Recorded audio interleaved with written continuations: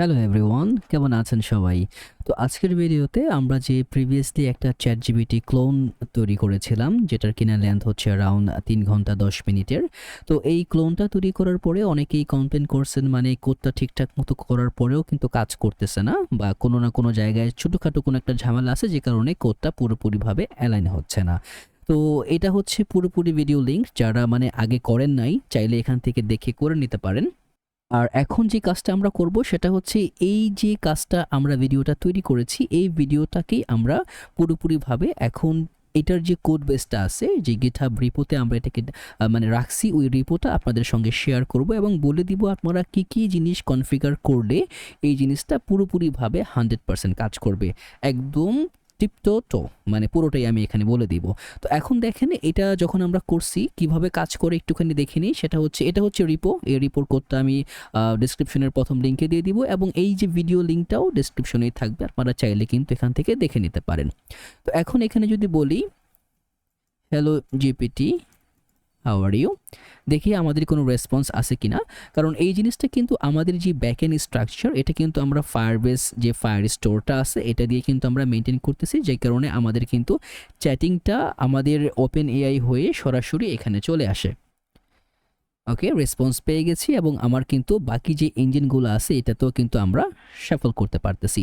এখন চলেন আমি আমার একটা অ্যাকাউন্ট দিয়ে এটাতে লগ ইন করবো। লগ ইন করার পরে দেখি আমার যে হিস্টোরিগুলো আছে বা ঠিকঠাক মতো এই যে ডেটাগুলা ঠিক মানে প্রপারলি এটা আসতেছে কিনা আমরা এখন একটা দেখব। তারপরে ক্লোন করার পরে সকল যেই ডেটা ফ্লো আছে সব কিছু দেওয়ার পরে আরেকটা দেখব ঠিকঠাক মতো কাজ করে কিনা। তো এখান থেকে আমরা নিয়ে আসি হচ্ছে how to write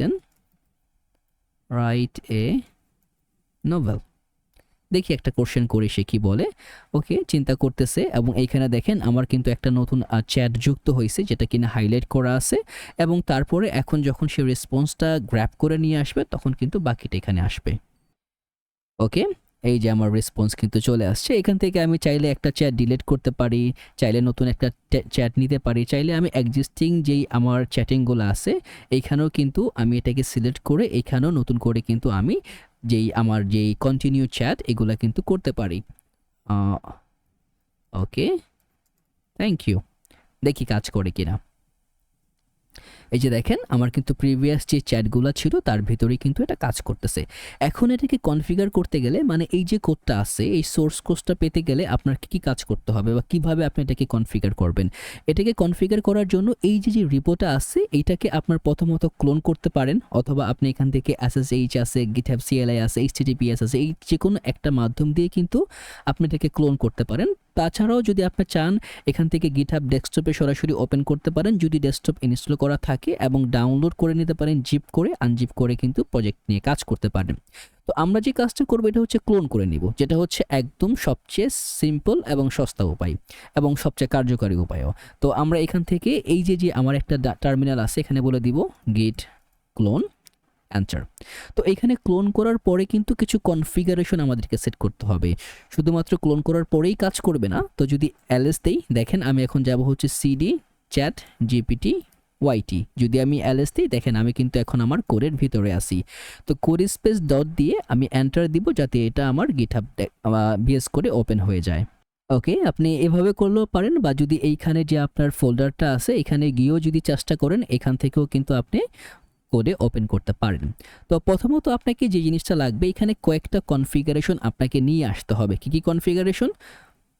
প্রথম যে কাজটা করব, আমরা দেব হচ্ছে npm ইনস্টল, মানে এই যে আমি এই পুরো প্রজেক্টটা তৈরি করতে যা ইউজ করছি, হেডলেস ইউআই, রেডিস ইউআই, তারপরে CLSX আছে, ফায়ারবেস অ্যাডমিন ফ্রেমার, মোশন, নেক্সট অথ, এই ওপেন এআইও আছে, এই সব কিছুকে কিন্তু সে প্রথমে ইনস্টল করবে। ইনস্টল করার পরে আপনাকে কি করতে হবে, দেখেন এইখানে কি আছে একটা firebase.ts।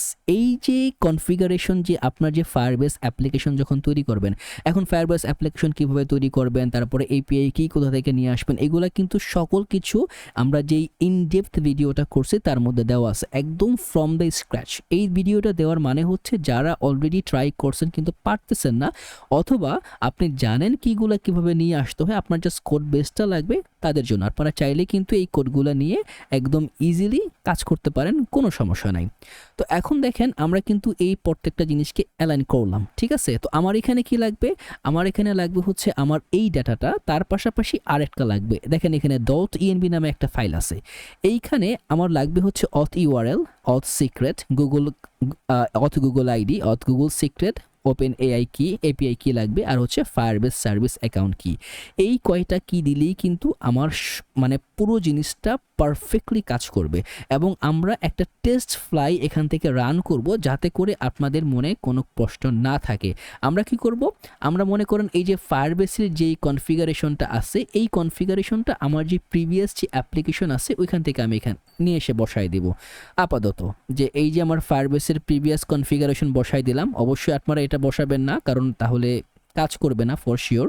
তো আর এইখানে আমি যে কাজটা করব সেটা হচ্ছে আমার যে প্রিভিয়াস যে .env যেই কনফিগারেশনটা আছে, এই কনফিগারেশনটা আমি জাস্ট আমার প্রিভিয়াস অ্যাপ্লিকেশন লেয়ার থেকে নিয়ে আসব, নিয়ে এসে এখানে বসাই দিব। এই হচ্ছে মূলত আমার প্রিভিয়াস অ্যাপ্লিকেশন কনফিগারেশন। তো এই পুরো জিনিসটাকে আমি এখন বসানোর পরে কিন্তু সে পুরোপুরি কাজ করবে, ঠিক আছে। তো আমি দুটোটা ফাইলকে ক্লোজ করে দিই।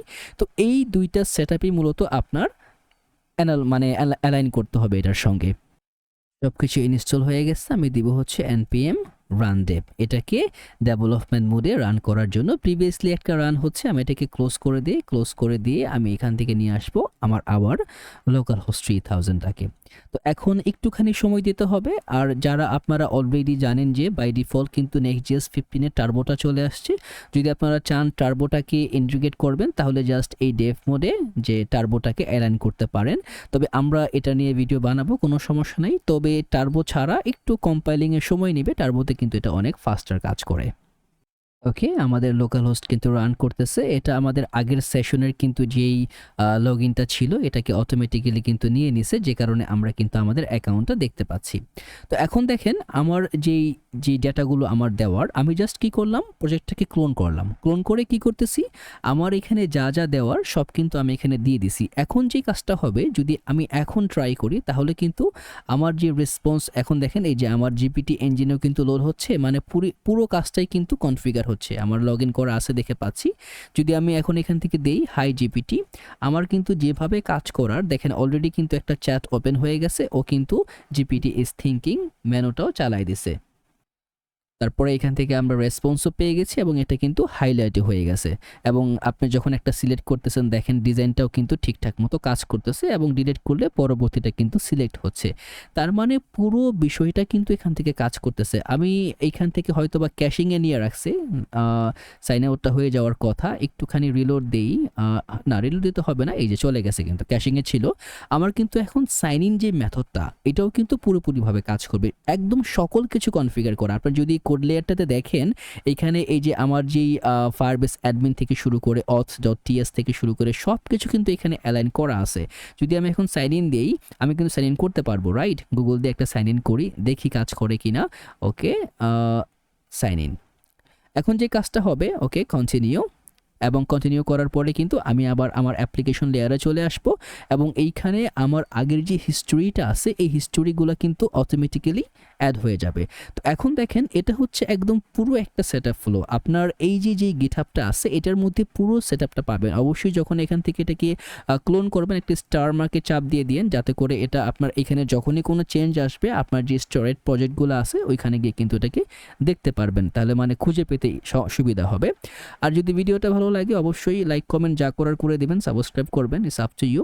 তো এইখানে হচ্ছে পুরো বিষয়টাকে আপনারা চাইলে কিন্তু ভালো করে বুঝে নিতে পারেন, এবং প্রত্যেকটা লেয়ারের কোডে যেহেতু আমি অলরেডি প্রিভিয়াস যে ভিডিও আছে এখানে কিন্তু বলে দিছি আপনাদের কি করতে হবে, একদম ফ্রম দ্য স্ক্র্যাচ, শুরু থেকে একদম মানে স্বল্প পরিসরে কিভাবে একদম পুরোপুরিভাবে এটাকে আপনি আয়ত্ত করতে পারবেন, এটা কিন্তু এই ভিডিওতে ডিসক্রাইব করা আছে। যদি আপনার কোনো সমস্যা হয় ভিডিওতে চলে যাবেন, দেখে নেবেন। আর যদি সমস্যা না হয় তাহলে জাস্ট এটাতে ক্লোন করে আপনার যেই প্যারামিটারগুলো আছে প্যারামিটারগুলো জাস্ট বসায়া কাজ করা শুরু করবেন। আশা করি এটা আপনাকে অনেকটা হেল্প করবে। আপনার একটা পোর্টফোলিওতে যদি আপনার ChatGPT থাকে, এটা অনেকাংশে কিন্তু আপনার যেই কাজ করার দক্ষতাটাকে বাড়িয়ে তুলবে। তো আশা করি এটা আপনারা অবশ্যই আপনাদের সিভিতে অ্যাড করে নেবেন।